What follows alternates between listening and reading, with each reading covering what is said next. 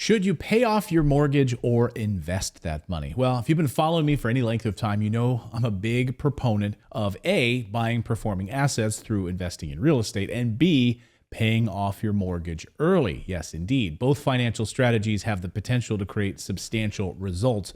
Buying real estate, it changed my life. And I've watched it transform the financial situations and futures for many families we've worked with at Morris Invest.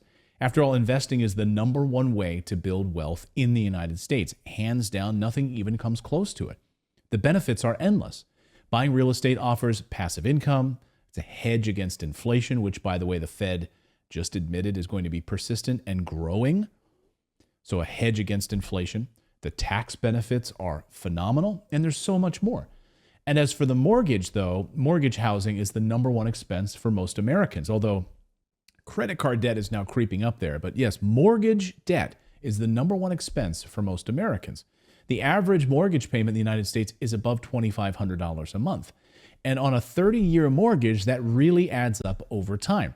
Paying off your mortgage can give you a lot of freedom in your budget, and it cuts down on the amount of interest that you're going to pay back to the bank. For me, when I learned the strategy to pay down my mortgage quickly, I was quick to put it to work, and then I wrote a whole book about it. It's called How to Pay Off Your Mortgage in 5 Years. It's available on Amazon. You can grab the Kindle version. The Kindle version is $4.99. So $5 that literally could change and save you hundreds of thousands of dollars.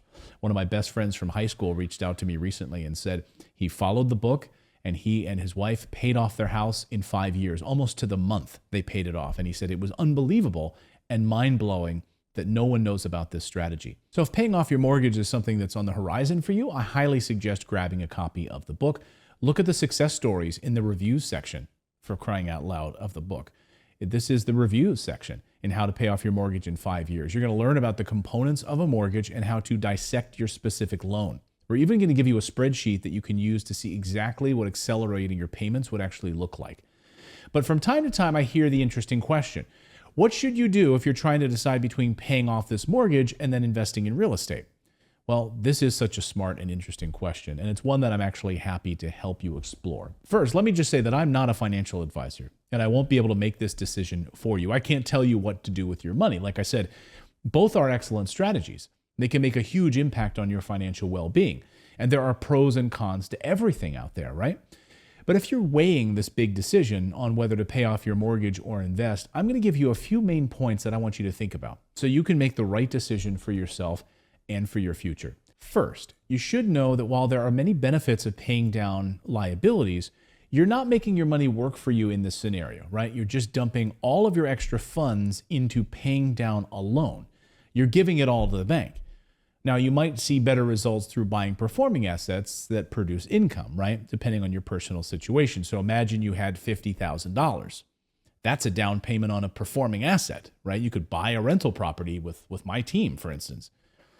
But if you didn't do that, you took that $50,000, you could put it towards the loan that you owe, okay? And now you don't own any performing assets, right? But you're paying down that debt. So it's a personal choice. It's really a personal situation moment for you and what you choose to do. Next, consider the interest rate on your mortgage. Are you locked into one of those historically low rates? If your rate is in the 2 to 4% range, maybe there's no rush to pay it down. You've got such a great rate, maybe just let it roll, right? It's up to you to decide. But you'll probably never snag a mortgage at that rate again. Let's be honest, it's not going to happen, okay? And with the Fed admitting that we are going to be in this higher inflationary period and they may slash rates 3 times this year, we're never going to get down to those 2% rates again. No way this is happening in my lifetime. I'd be shocked. I'd love it. I just would be totally shocked. They were kept artificially low for so long, and that's why we're in this mess that we're in right now. Next, ask yourself how much the burden of your mortgage is weighing on you mentally, right? Some people have higher debt tolerances than others. If you have sleepless nights thinking about this 30-year debt, disrupting your sleep patterns, hurting your health, well, then prioritize paying it down. I know for me, when I was in credit card debt, tens of thousands of dollars in credit card debt in my 20s and into my 30s, it was like an albatross around my neck. It was just weighing on me. And when I paid it off, it was a triumphant moment for me, let me just say, and it was a liberating experience. So does that matter to you? Next, what kind of returns can you expect on a real estate investment? At Morris Invest, Our build to rent properties, we build new construction properties for our clients. They're build to rent and they're in the best, most landlord friendly states in the United States. So our build to rent properties offer an internal rate of return of at least 18%. Okay, at least 18%. So that includes having a mortgage on the property, but the cash flow coming off the property is producing an internal rate of return of 18% minimum. Okay, that's our minimum threshold before we even build a property for our clients. Personally, I find that hard to turn down. But if you're looking at a deal that's a questionable investment, maybe you could pass for it now. Maybe you could work on paying down your mortgage first, right? Maybe the numbers just aren't there. You're getting a 4% return. Maybe you want to work on paying down that mortgage first, right? But if I have the opportunity to take that $50,000 and pay down a 2% or 3% mortgage, or take that $50,000 and invest it in an 18% return rental property, I think you know where my mind is on that, right? So never fudge your numbers when you're buying an investment. This isn't the time to hope for the best. Don't just massage the numbers on a spreadsheet. Really make sure that these numbers are accurate, okay? Analyze your deal and weigh it against the interest rate on your mortgage. Make a simple pro and cons list. Numbers don't lie. You know, when you put emotion into it, that's a different variable, but the numbers won't lie. And then ask yourself this: why can't I pursue both goals simultaneously, which is what I did? I both became a real estate investor, buying performing assets, but also throwing a good chunk of change at the principal balance of my primary mortgage using the strategy that I teach you in the book. I did both simultaneously, and look where I am now. So calculate how much extra cash you're working with every month and determine if there's a way to split the funds up between two different goals. Maybe you could just throw a couple $100 extra towards the principal balance on your mortgage, right? Or make an extra payment every month, and then use those remaining funds to save up for a performing asset like real estate investments. Another idea is to focus on buying rental properties first.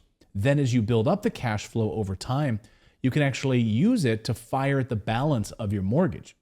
So what I was using is a good portion of the rental income we had coming in from some of our performing assets. I pretended like I didn't even have that rent at all. And I used that rent and I sent it right to the principal balance of the mortgage on my other property that I lived in. And it enabled me to pay down that mortgage entirely that much more quickly. So at the end of the day, there's really no answer to financial questions like this. I mean, choosing whether to pay off debt or invest, I mean, it's a personal decision. You're going to have to weigh the pros and cons for yourself, run the numbers yourself, determine what will have the biggest and positive impact on your life. So while I can't give you the answer, I hope this video gave you at least some things to think about, some key points to think about. So if after applying everything you learned today and you still have questions about how to invest while carrying debt, I encourage you to book a call with our team, and then we can help make sense for you individually on the phone. You can schedule a free 30-minute call with our team. Just go to morrisinvest.com, and we'd be happy to help you. Next up, here's a video on 5 money myths that you need to unlearn right now. Just click on the card here, right here on the screen, find the link in the pinned comment below, and we'll see you in the next video, everyone.